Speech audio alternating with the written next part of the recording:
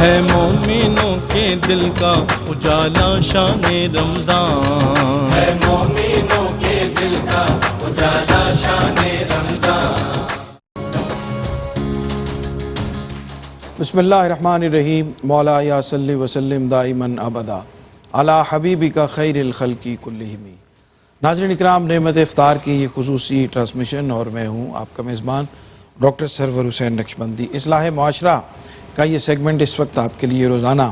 رمضان المبارک میں پیش کیا جاتا ہے، اور آج بھی ایک موضوع پر انشاءاللہ ہم بات کریں گے۔ رسول کریم صلی اللہ علیہ وآلہ وسلم کی ایک حدیث مبارکہ آپ کی خدمت میں عرض کرتے ہوئے ہم آگے بڑھتے ہیں پروگرام کے تعارف کی طرف۔ آپ صلی اللہ علیہ وآلہ وسلم نے 5 چیزوں کا ذکر فرمایا اور یہ کہا کہ ان کو 5 چیزوں کو 5 چیزوں سے پہلے غنیمت جانو۔ اور ہم چونکہ غفلت میں پڑے رہتے ہیں اور زندگی ہماری غفلت میں گزرتی ہے، اور ہم سمجھتے ہیں کہ شاید اس چیز میں بہت سا وقت جو ہے وہ باقی ہے، لیکن آپ صلی اللہ علیہ وآلہ وسلم نے ارشاد فرما کر ہمیں ہماری توجہ صدیوں پہلے اس طرف مبذول کروا دی کہ آپ کو ہمیشہ کانشیس رہنا چاہیے اور ہر چیز کو غنیمت جانتے ہوئے اس وقت کو اور اس پروسیس کو، اس مرحلے کو غنیمت سمجھتے ہوئے خیر کے کاموں کی طرف اپنے آپ کو لگانا چاہیے۔ آپ نے فرمایا بسم اللہ الرحمن الرحیم، اغتنم خمسا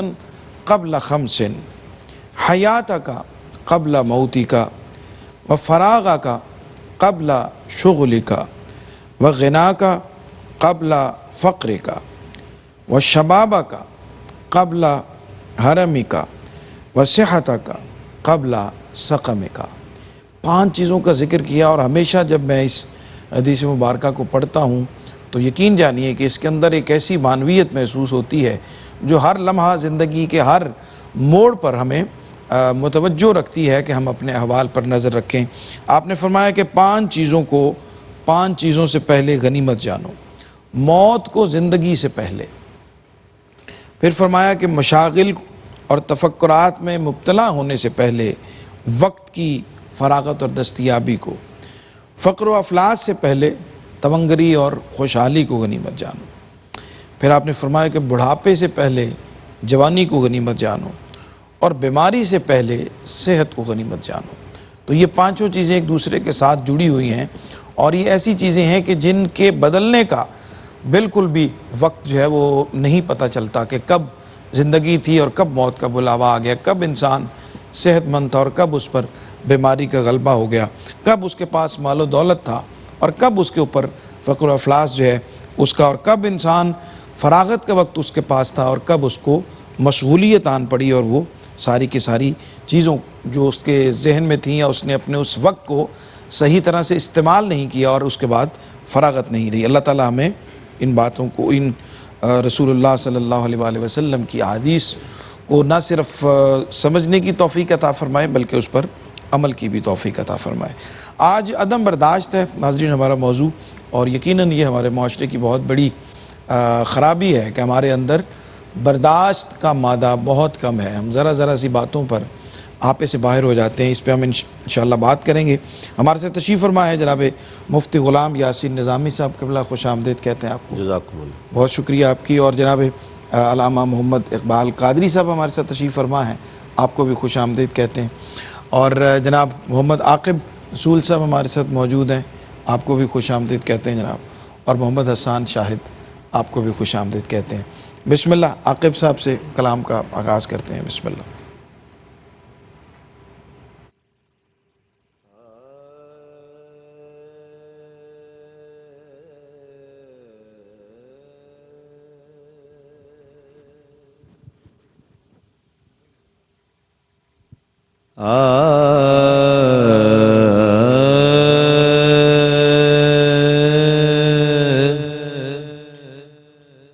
کوئی سلیقہ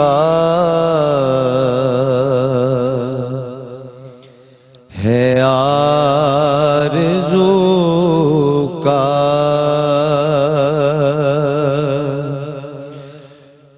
کوئی سلیقہ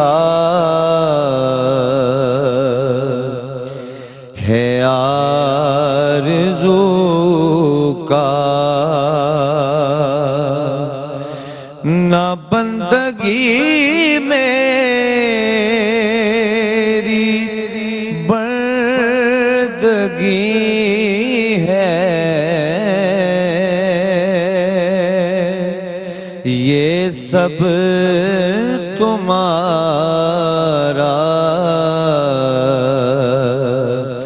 کرم ہے آقا یہ سب تمہارا کرم ہے آقا کہ بات اب تک بنی ہوئی ہے کوئی سلیقہ ہے آرزو کا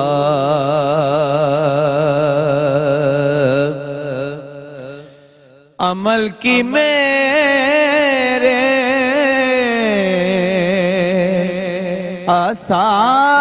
اساس کیا ہے بجز ندامت کے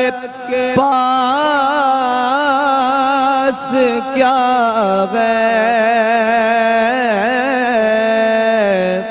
عمل کی میرے اساس کیا ہے بجز ندامت کے پاس کیا ہے رہے سلامت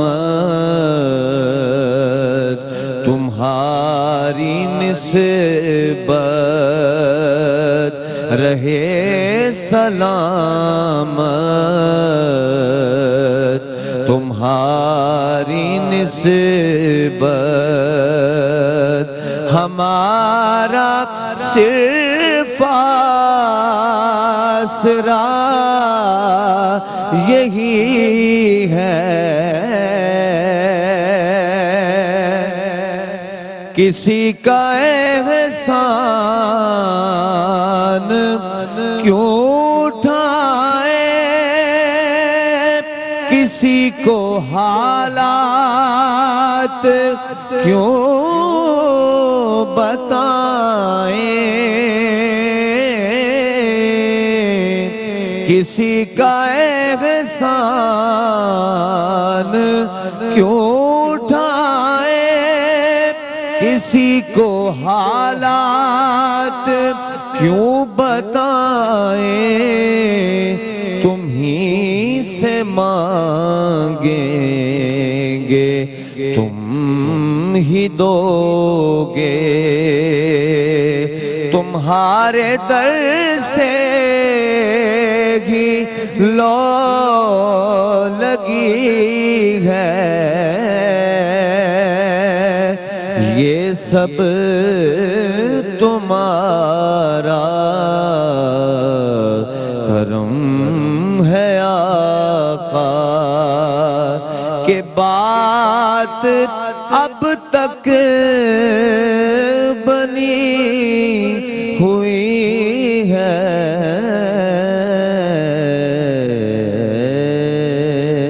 جزاک اللہ بہت شکریہ جناب جزاک اللہ خالد محمود نقشبندی صاحب کا مشہور زمانہ شعراء افاق کلام پیش کر رہے تھے اللہ تعالیٰ آپ کو جزا دے گفتگو کا آغاز مفتی صاحب کرتے ہیں اور ہم معاشرے کی اصلاح کی بات کر رہے ہیں اور اس میں عدم برداشت کا جو رویہ ہے بحیثیت مجموعی ہمارے مزاج میں اور ہمارے رویوں میں بہت زیادہ سرایت کیا ہوا ہے تو آپ کیا فرماتے ہیں ہم کسی کو معاف کرنے کو تیار نہیں ہیں برداشت کرنے کو تیار نہیں ہیں یہ رویہ کس طرح ایگزسٹ کرتا ہے ہماری سوسائٹی میں بسم اللہ الرحمن الرحیم بہت بہت شکریہ اس رویے کا دین کے ساتھ کوئی تعلق نہیں ہے ٹھیک دین تو برداشت دنیا کے ساتھ بھی میرا خیال نہیں ہے کہ ہمیں دنیاوی معاملات بھی بگڑ جاتے ہیں دین تو ظاہر ہے کہ دین دنیا الغرض کے کسی بھی چیز کے ساتھ کوئی تعلق نہیں ہے اور یہ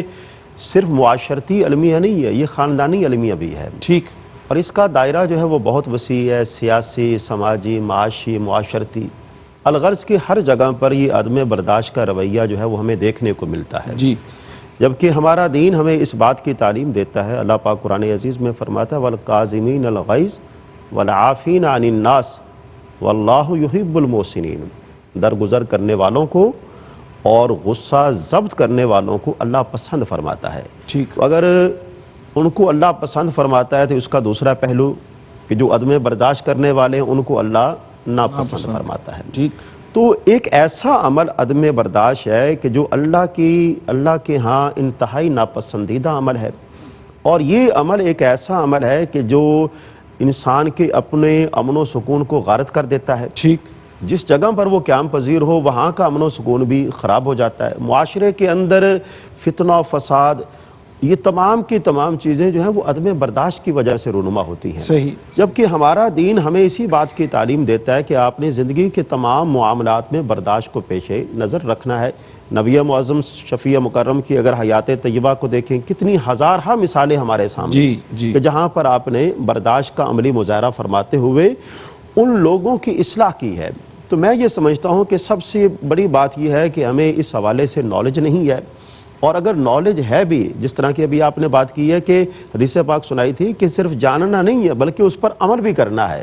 تو ہم لوگ اگر ان چیزوں کو جانتے ہیں تو ہمارا ان کے اوپر عمل نہیں ہے، عمل کریں گے تو عمل کے کرنے کی وجہ سے ہمارا معاشرہ جو ہے وہ اصلاح کی طرف جائے گا، ٹھیک، اور اس میں ہمارا اپنا جو ہے وہ امن و سکون بھی پوشیدہ ہے۔ گھروں کے اندر دیکھا جائے ناچاکیاں بہت زیادہ ہو جاتی ہیں، چھوٹی چھوٹی باتوں پر لوگ جو ہیں وہ گھروں کے اندر علیحدگی کی نوبت تک آ جاتے ہیں، تو ہمارا دین کہتا ہے کہ نہیں، آپ برداشت کریں گے، برداشت کرنے کا فائدہ کیا ہوگا کہ اللہ پاک اس کی جزا، اس کا صلہ جو ہے وہ آپ کو عطا فرمائے گا۔ ٹھیک، ٹھیک، ٹھیک۔ اچھا علامہ صاحب، جو لوگوں سے جو ملنے والی تکلیف ہوتی ہے اس کو برداشت کرنے کی فضیلت ہمارا دین جو ہے وہ کس طرح سے بیان کرتا ہے، اس پہ بات کرتے ہیں۔ ایک چھوٹا سا وقفہ، ناظرین ہمارے ساتھ رہیے، لوٹتے ہیں ایک چھوٹے سے بریک کے بعد۔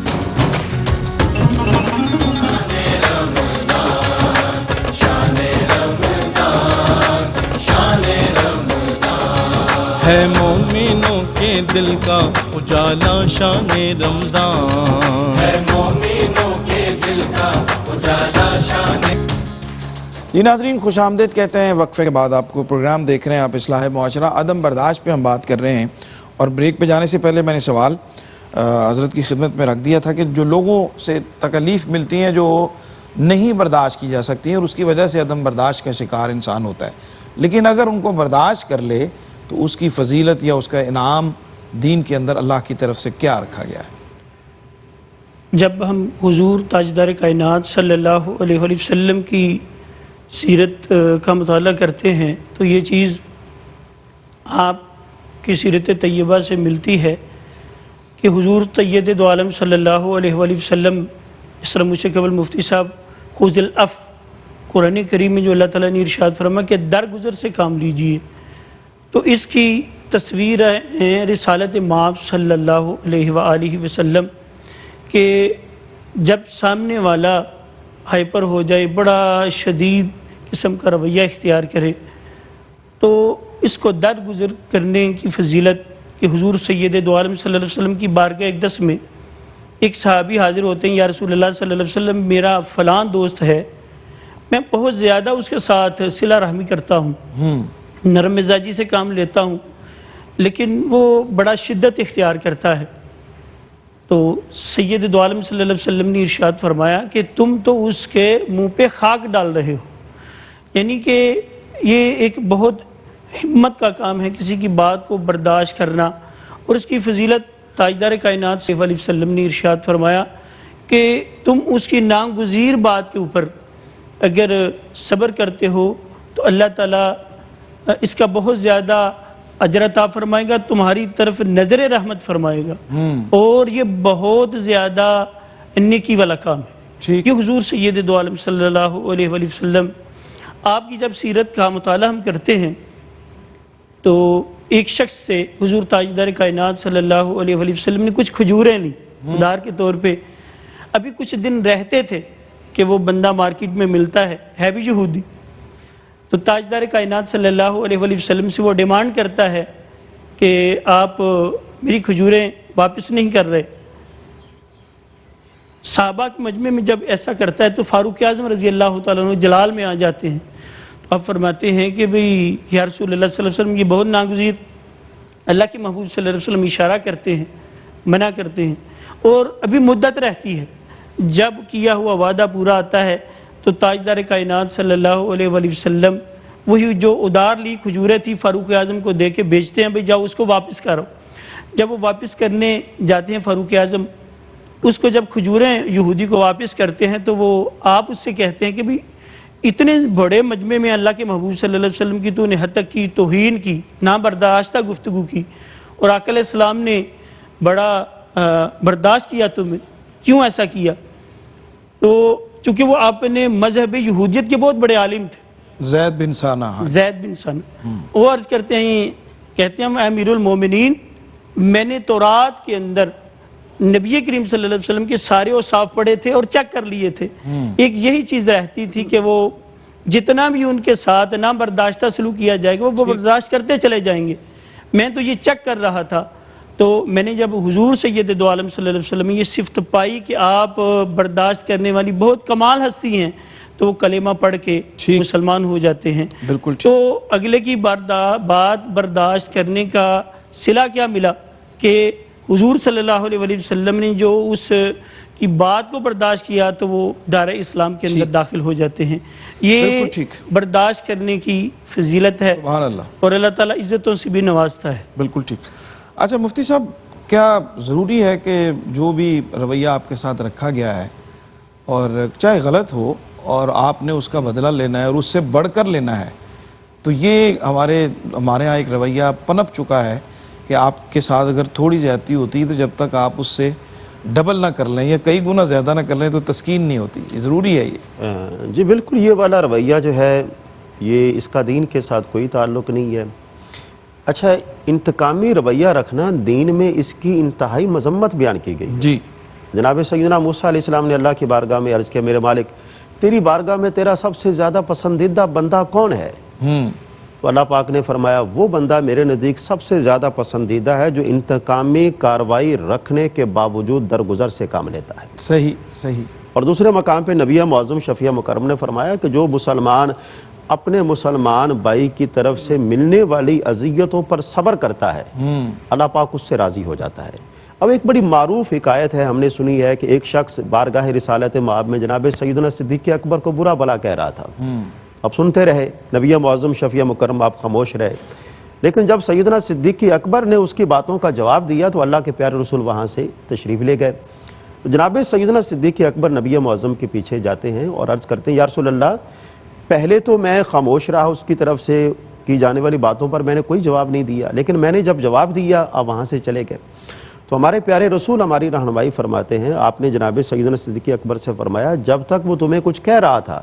تم صبر کر رہے تھے تو تمہارے صبر کرنے پر اللہ کے فرشتے جو ہیں وہ اسے جواب دے رہے تھے، لیکن جب تم نے خود اس معاملے کو اپنے ہاتھ میں لے لیا، تمہارے ہاتھ میں لینے کی وجہ سے ظاہر سی بات ہے ہمارا دین ہمیں اس بات کی تعلیم دیتا ہے کہ آپ اپنے تمام کے تمام معاملات جو ہے وہ اللہ کے حوالے کر دیں۔ ٹھیک، تو یہ اس بات کو انتہائی پسند کیا جاتا ہے، یہ ایک ایسی نیکی ہے کہ جس سے بندے کا نامہ عمل میزان جو ہے وہ بھر جاتا ہے۔ ٹھیک، اگر ہم اس ایک نیکی پر عمل کر لیں تو ہمارا معاشرہ جو ہے وہ امن و سلامتی کا گہوارہ بن سکتا ہے۔ تو اس لیے میں یہ عرض کرنا چاہوں گا کہ ہمیں انتقامی جذبہ رکھنے کی بجائے، اب دیکھیے نا طائف والوں نے آپ کے ساتھ کیا کیا، مکہ والوں نے آپ کے ساتھ کیا کیا، شیب ابی طالب میں آپ کے ساتھ کیا کیا سلوک نہیں ہوا۔ تمام انبیاء اعظام رسولان اعظام کی اگر سیرتوں کا مطالعہ کریں، جو قرآن عزیز کے اندر واقعات بیان کیے گئے، جناب سیدنا موسیٰ علیہ السلام جو فرعون، اس نے کیسی کیسی باتیں جو ہے وہ نہیں کی تھی، لیکن اللہ تعالیٰ نے اپنے پیارے رسول سے فرمایا کہ جب آپ نے ان کے پاس جانا ہے تو آپ نے نرمی کے ساتھ بات کرنی ہے، درگزر کے ساتھ بات کرنی ہے، شاید کہ تیرے دل میں اتر جائے میری یہ بات۔ تو ہمیں اس اصول کو پیش نظر رکھتے ہوئے معاشرے کی اصلاح کا بیڑا جو ہے وہ اٹھانا چاہیے۔ بالکل ٹھیک۔ کلام شامل کرتے ہیں ناظرین کرام، ہمارے ساتھ محمد حسان شاہد اور نوجوان ثنا خاں موجود ہیں، ان سے گزارش ہے کہ ذکر سرکار کی سعادت حاصل کریں۔ جبیں میری ہو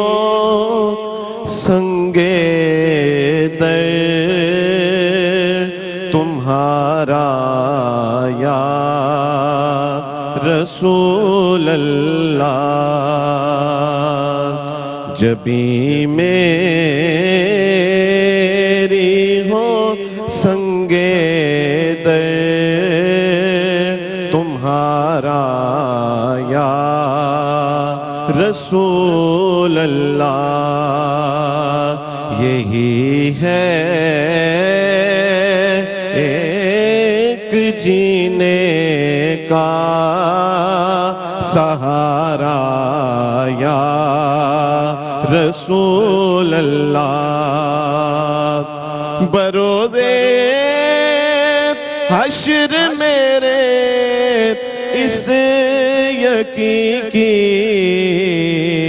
لاج رکھ لینا تمہارا ہوں تمہارا ہوں تمہارا یا رسول اللہ زمانہ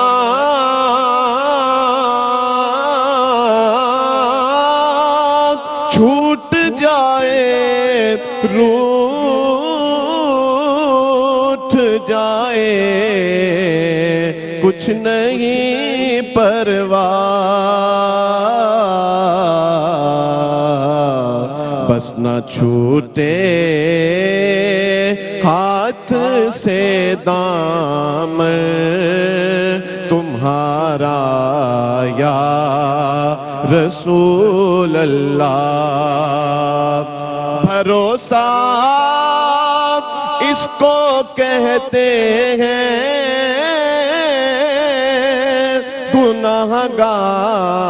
گناہگاروں نے محشر میں یا رسول اللہ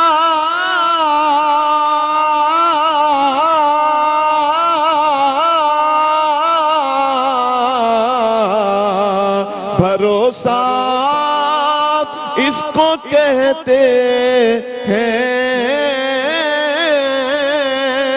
گناہگاروں نے محشر میں خدا کے سامنے تم کو پکارا یا رسول اللہ یہی ہے ایک جینے کا سہارا یا رسول اللہ ماشاءاللہ سلامت رہیں جناب ناظرین اکرام بریک کا وقت ہے ہمارے ساتھ رہیے عدم برداشت پہ ہم بات کر رہے ہیں اور مزید اس پہ انشاءاللہ کچھ پہلوؤں پہ بات کرتے ہیں ایک چھوٹے سے وقفے کے بعد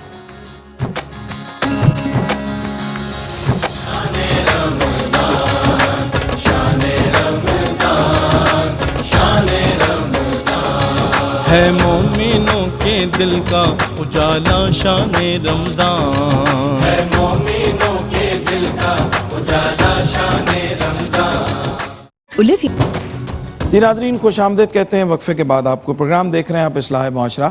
اور عدم برداشت پہ ہم بات کر رہے ہیں علامہ صاحب کی خدمت میں عرض کرنا ہے کہ بعض لوگ ٹو میں لگے رہتے ہیں اور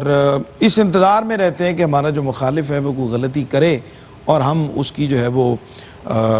شروع کر دیں اس کی ٹرولنگ کرنا خاص طور پہ ہمارے ہاں اسی طرح سے ہوتا ہے سوشل میڈیا کو استعمال کیا جاتا ہے تو مخالفین کی ٹو میں لگے رہنا اور اگلے ایک کی غلطی کے انتظار میں رہنا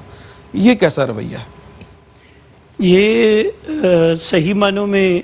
اپنے آپ کو گناہوں میں ڈالنے کی ایک عادت ہے جو کہ اچھی نہیں ہے یعنی اپنے جتنے یہ کام وہی کر سکتا ہے جو بالکل فارغ ہو اور جسے اور کوئی کام نہ ہو وہ اور مسلم شریف کی حدیث مبارکہ ہے حضور سید دو عالم صلی اللہ علیہ وسلم نے ارشاد فرمایا وَلَا تَحَسَّسُوا وَلَا تَنَاجَسُوا وَلَا تَجَسَّسُوا وَلَا تَحَسَّسُوا نہ تو میں لگے رہو اور نہ جاسوسی کرو ٹھیک اور ویسے مقولہ بھی ہے نا کہ انسان اس چیز کا حریص ہے جس سے اسے منع کیا جائے صحیح انسان کی طبع ہے کہ جس سے منع کیا بھی یہ کام نہیں کرنا تو انسان اس طرف رغبت رکھتا ہے بھی دیکھو تو صحیح ایسا ہوتا ہے کہ نہیں ہوتا. لیکن اس طرح جو ہے بندے کے برائی میں پڑ جانے کا خدشہ زیادہ ہے کہ اگلا کیا کر رہا ہے اس کے شب و روز کا جائزہ لینا، اس سے تو اپنے کئی معاملات جو ہیں وہ ڈسٹرب ہو جاتے ہیں. صحیح. اپنے کاموں میں مشغول رہنا یہی سنت مبارکہ ہے. دیکھیں کہ جب ایک شخص جا رہا ہے، احیاء العلوم میں امام غزالی علیہ رحمہ نقل کرتے ہیں کہ ایک شخص جا رہا ہے اور اس کو حسین و جمیل ایک لڑکی نظر آتی ہے تو اس کی طرف دیکھتا ہی چلا جاتا ہے اور اتنا طویل دیکھتا ہے کہ وہ اپنی ڈائریکشن ہی بھول جاتا ہے کہ میں نے جانا کس سمت ہے، اور جا کے دیوار کے ساتھ اس کی ٹکر ہوتی ہے، سر ٹکراتا ہے دیوار کے ساتھ اور اس کو چوٹ لگتی ہے، خون بہنے لگتا ہے، اور حضور سید دو عالم صلی اللہ علیہ وسلم کی بارگاہ میں حاضر ہوتا ہے. یا رسول اللہ صلی اللہ علیہ وسلم ایسے ایسے ہوا. تو اللہ کے محبوب صلی اللہ علیہ وسلم نے اصلاح کرتے ہوئے ارشاد فرمایا کہ بھی ٹھیک ہو گیا، تم دوسروں کی طرف دیکھ رہے تھے، مفہوم حدیث کا کہ تم غیر شرعی کام کر رہے تھے، اپنی ڈائریکشن ہی بھول گئے تو پھر ٹکر ہی ہونی تھی، تمہارے سر ایک گناہ چڑھ گیا اور چوٹ لگنے سے گناہ مٹ گیا. تو یہ دوسروں کی تو میں لگنے سے یہ واضح طور پہ حدیث مبارکہ ہے کہ رسالت مآب صلی اللہ علیہ وآلہ وسلم اس سے منع فرما رہے ہیں، اور اگر ایسا کریں تو اس سے بے شمار جو ہے قباحتیں ہیں. بالکل ٹھیک. اچھا حضرت مفتی صاحب، اپنے اندر کس طرح سے یہ جو برداشت کا رویہ ہے یہ پیدا کیا جا سکتا ہے، نرم گوشہ کس طرح سے پیدا ہو سکتا ہے، اور دوسروں کی غلطیوں سے درگزر سے کیسے کام لینے کا ملکہ اپنے اندر پیدا کیا جا سکتا ہے؟ اچھا، ایک بات تو یہ ہے کہ ہمیں اصلاح معاشرہ کے رہنما اصول جو ہیں وہ سورہ حجرات سے سیکھنی چاہیے. اس میں اصلاح معاشرہ کے رہنما اصول جو ہیں وہ بیان کیے گئے ہیں، اور وہاں پر اس بات کو بھی بیان کیا گیا ہے کہ آپ کسی کی ٹوہ میں مت لگیں. صحیح. حدیث پاک میں اس بات کی وضاحت کی گئی ہے کہ اگر آپ کسی کی ٹوہ میں لگیں گے اللہ پاک آپ کو آپ کے گھر میں ذلیل اور رسوا فرما دے گا. اور دوسرے مقام پہ فرمایا اگر آپ کسی کی پردہ داری کریں گے، پردہ پوشی کریں گے تو کل قیامت والے دن اللہ پاک آپ کے عیبوں سے پردہ پوشی فرمائے گا. اور یہ جو اصلاح معاشرہ میں جو عدم برداشت ہے، اس کے لیے سب سے پہلے تو ہمیں اس اصول کو پیش نظر رکھنا چاہیے، جہاں تک ہو سکے ہمیں اپنی زندگی کے تمام معاملات میں نرمی کو پیدا کرنا چاہیے. ٹھیک. اور دوسرے نمبر پر یہ ہے کہ جلد بازی سے اپنے آپ کو بچانا چاہیے. یعنی بسا اوقات دیکھیں اختلاف جو ہے وہ رائے پر ہے، رائے کے اختلاف کو ذاتیات تک لے کر نہیں جانا چاہیے. اختلاف ہو سکتا ہے، اختلاف جو ہے وہ بات کا حسن ہے. اور اس کے بعد یہ ہے کہ بدگمانی سے اپنے آپ کو بچایا جائے. اور اس کے بعد چوتھے نمبر پر یہ ہے کہ عدم برداشت سے اگر ہم اپنے آپ کو بچانا چاہتے ہیں تو پھر اس کا ایک طریقہ کار یہ ہے کہ ہمیشہ پازیٹیو سوچنی چاہیے. ٹھیک. نیگیٹو چیز جو ہے نا اس سے اپنے آپ کو بچانا چاہیے. ہمارے معاشرے کا سب سے بڑا المیہ یہی ہے، خواہ گھروں کے اندر ہو، گھروں سے باہر ہو، کسی بھی چیز کے حوالے سے ہم سب سے پہلے جو ہے وہ نیگیٹو سوچتے ہیں، جبکہ ہمارا دین جو ہے وہ ہمیں پازیٹیو طرز عمل اختیار کرنے کی ہمیں تعلیم دیتا ہے. اور اس تعلیم کو اس نے بہترین عبادت کا نام دیا ہے کہ بہترین گمان رکھنا جو ہے وہ بہترین عبادت ہے. میں بطور مثال یہاں پر سیدنا امام اعظم ابو حنیفہ کی یہ بات عرض کرنا چاہوں گا کہ آپ بازار میں جا رہے تھے، کچھ لوگ بیٹھے ہوئے تھے، انہوں نے آپ کے بارے میں کہا کہ یہ وہ شخص ہے کہ جس کی آج تک تہجد کی نماز نہیں رہی، حالانکہ اس سے پہلے آپ نے تہجد کی نماز ادا نہیں کی. آپ نے معاشرے کی اصلاح کیسے کرنی ہے، اس کو سدھارنا کیسے ہے، ان چیزوں کا آپ کو علم ہونا چاہیے کہ میری وجہ سے اگر کوئی آدمی ہدایت کے راستے پر آ جاتا ہے تو اس سے بڑی نیکی نہیں ہے. یہ وہ شخص ہے کہ جس کی وجہ سے اللہ پاک میری دنیا اور آخرت دونوں کو بہتر فرما دیتا ہے. جب یہ والی ڈاکٹر صاحب یہ والی جب بات کی گئی تو آپ نے فرمایا میں نے تو اس سے پہلے تہجد کی نماز کبھی پڑھی بھی نہیں تھی، تو آج کے بعد میں کبھی بھی، لوگ میرے بارے میں اگر ایسا سوچتے ہیں تو مجھے لوگوں کے گمان کے مطابق عمل کرنا چاہیے. اور آخری بات یہ ہے، نبی معظم شفیع مکرم صلی اللہ علیہ وآلہ وسلم کا فرمانا ہے کہ جسے 4 چیزیں مل جائیں اسے دین اور دنیا کی تمام بلائیاں نصیب ہو جائیں. نمبر 1 ذکر کرنے والی زبان، شکر کرنے والا دل، ہر مصیبت کو برداشت کرنے والا جسم، اور ایک امانت دار اور آپ کی عزت کی حفاظت کرنے والی خاتون. جس کو یہ 4 چیزیں مل جاتی ہیں اللہ پاک اسے دین اور دنیا کی تمام بلائیوں سے سرفراز فرما دیتا ہے. بالکل ٹھیک. کوئی مختصر پیغام آج کی اس گفتگو کی روشنی میں عدم برداشت کا جو رویہ ہے کیسے اس پہ کنٹرول کیا جا سکتا ہے؟ مقام احترام مسلم کہ حضور سید دو عالم صلی اللہ علیہ وسلم خانہ کعبہ کا طواف کر رہے ہیں. ابن ماجہ ترمذی کی حدیث، اللہ کے محبوب صلی اللہ علیہ وسلم خانہ کعبہ کی دیوار پہ ہاتھ رکھ کے کہتے ہیں کعبہ تو بڑا پیارا ہے، تیری خوشبو بڑی پیاری ہے، مگر فخر اور ناز نہ کرنا، تیرا مقام اللہ کی بارگاہ میں زیادہ ہے، بلکہ بندہ مومن کامل کا مقام اللہ کی بارگاہ میں تجھ سے زیادہ ہے. جب بندہ کعبہ سے افضل ہے تو پھر اسی بندے کے عیبوں کے طرف لگے رہنا یہ بہت بڑا کبیرہ گناہ ہے، بالکل اس سے ہمیں ٹھیک، بچنا چاہیے۔ بہت شکریہ جناب مفتی غلام یاسین نظامی صاحب، جناب علامہ محمد اقبال قادری صاحب، جناب عاقب امتیاز نقشبندی صاحب اور محمد حسان شاہد صاحب۔ ابھی کلام آپ دونوں سے ہم مل کے سنتے ہیں۔ ناظرین، آپ سے اجازت طلب کرنے سے پہلے ہمارے عہد کے بہت بڑے شاعر جناب عباس تابی صاحب کی ایک زمین ہے اور اس میں نعت کے چند اشعار آپ کی نظر کرتے ہوئے آپ سے اجازت طلب کرنی ہے کہ جب اشک چشم پشیمان سے نکل آیا، جب اشک چشم پشیمان سے نکل آیا، میں مشکلات کے طوفان سے نکل آیا، درود پڑھنے کا ایک فائدہ ہوا یہ بھی، میں بے یقینی کے نقصان سے نکل آیا، پے نجات بہانے کی تھی تلاش مجھے، سو رستہ نسبت حسان سے نکل آیا، وہ بے نیاز کیا ان کے ذکر نے مجھ کو، میں دام خواہش و ارمان سے نکل آیا، متاع عمر رواں ہو جو شان کے شایاں، جو ایک شعر بھی دیوان سے نکل آیا، ہوئی جو نعت تو میں شکر کرنا چاہتا تھا، وظیفہ سورہ رحمان سے نکل آیا، ہرا بھرا مجھے رکھتا ہے سبزہ مدحت، میں مطمئن ہوں بیابان سے نکل آیا، مدینے جا کے کہا زائر حرم نے مجھے، تمہارا دل میرے سامان سے نکل آیا، ہوئی حضور کی ایسی نوازشیں سرور، میں دنیا داروں کے احسان سے نکل آیا۔ انشاءاللہ آپ سے ملاقات ہوگی کل، اور کلام شامل کرتے ہیں امتیاز عاقب امتیاز نقشبندی اور محمد حسان شاہد۔ سرور بھائی، حضور کی بارگاہ میں سلام کے چند اشعار۔ بسم اللہ۔ مصطفیٰ جان رحمت پہ لاکھوں سلام، شمع بز میں ہدایت پہ لاکھوں سلام، شمع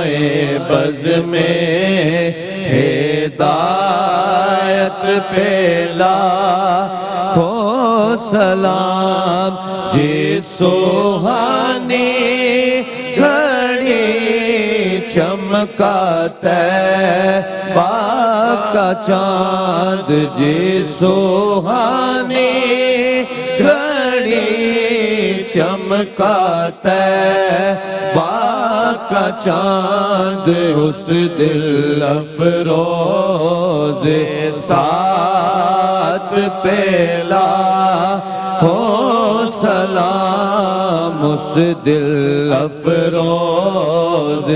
سات پہ لاکھوں سلام، ہم غریبوں کے آقا پہ بے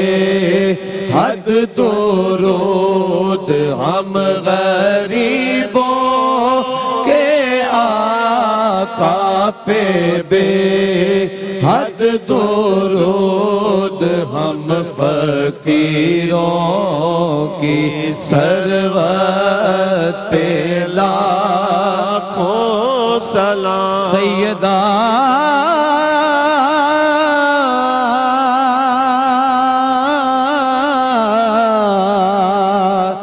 زہرا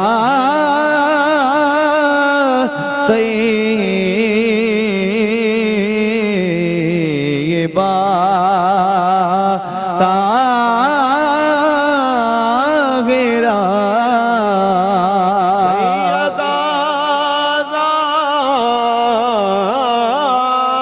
زہرا طیبہ طاہرہ، سیدہ زہرا طیبہ طاہرہ، جان احمد کی راحت پہ لاکھوں سلام، جان احمد کی راحت پہ لاکھوں، ہم یہاں سے پڑھیں وہ مدینے سنے مصطفیٰ کی سماعت پہ لاکھوں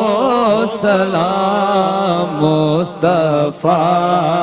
جان رحمت پہ لاکھوں سلام